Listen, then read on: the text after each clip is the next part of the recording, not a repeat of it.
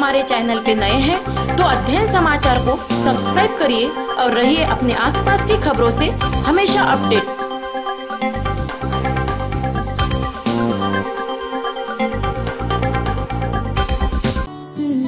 Shri Sainath hero. दिल धीरे धीरे धड़के आज होने को है आगाज, सफर पर चलने का बढ़ने का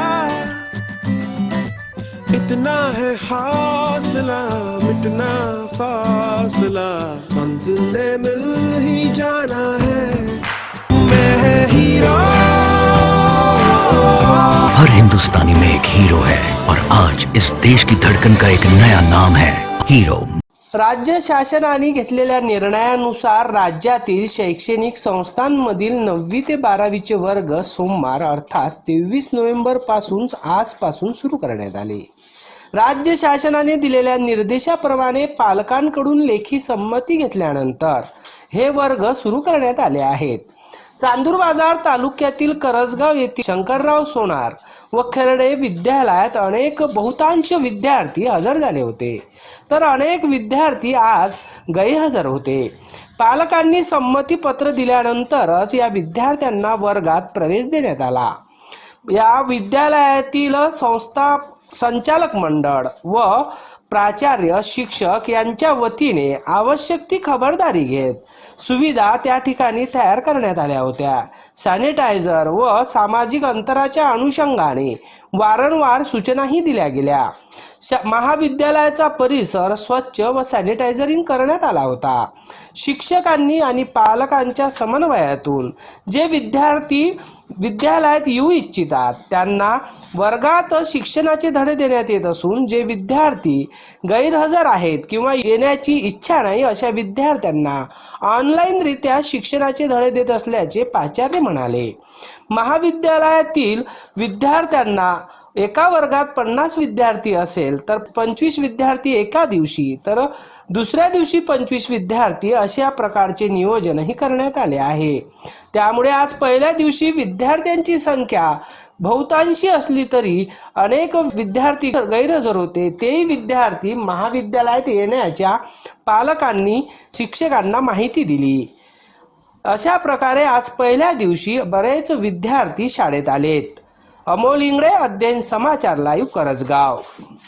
मी प्राध्यापक डॉक्टर आशिष सोनार, विज्ञान शिक्षक, आणि शासनाचे जे कोविड-19च्या संदर्भात जे गाईडलाईन्स आलेले आहेत त्यानुसार आमच्या शिक्षकांनी आमच्या हेडमास्तरांनी जे आदेश दिलेले आहेत त्याप्रमाणे आम्ही वर्ग शिक्षक लोकांनी संपूर्ण व्यवस्था आमच्या शाळेच्या परिसरामध्ये केलेली आहे आणि पालक लोकसुद्धा आज संमतीपत्र घेण्यासाठी इथे उपस्थित झालेले होते।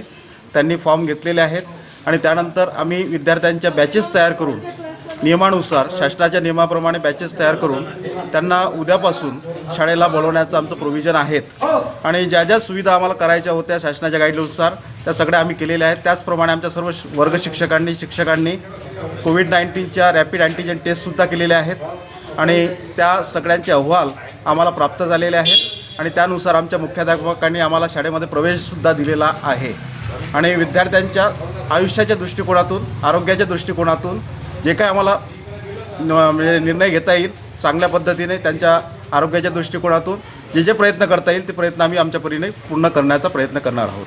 श्री शंकरराव विद्यालय व श्री लच खर्डे कनिष्ठ महाविद्यालय करजगाव, तालुका चांदूर बाजार, जिल्हा अमरावती। दिनांक शासनाने 10 नोव्हेंबर 2020 रोजी जो आदेश निर्गमित केलेला आहे त्या आदेशाच्या सूचनेप्रमाणे त्या दिलेल्या आदेशाप्रमाणे आज दिनांक 23 नोव्हेंबर 2020 पासून प्रत्यक्ष पालकाच्या ज्या पालकाची इच्छा असेल आणि संमतीपत्र दिले असेल त्या पालकाच्या पाल्यांना शाळेमध्ये आजपासून प्रवेश व तासिका सुरू करण्यात आलेल्या आहे। मात्र जो आता टेंटेटिव्ह आता जो वेळ झालेला आहे त्या वेळेपर्यंत जेवढे काही संमतीपत्र फक्त पालकांनी नेलेले आहे, परत आलेले नाही। परत आले म्हणजेच आम्ही त्यांच्या पाल्यांना वर्गात प्रवेश देऊ। प्रवेशापूर्वी त्यांची तपासणी होईल, तापमान मोजल्या जाईल, त्यांचा ऑक्सिजन लेवल मोजल्या जाईल आणि त्यांना वर्गामध्ये प्रवेश दिला जाईल।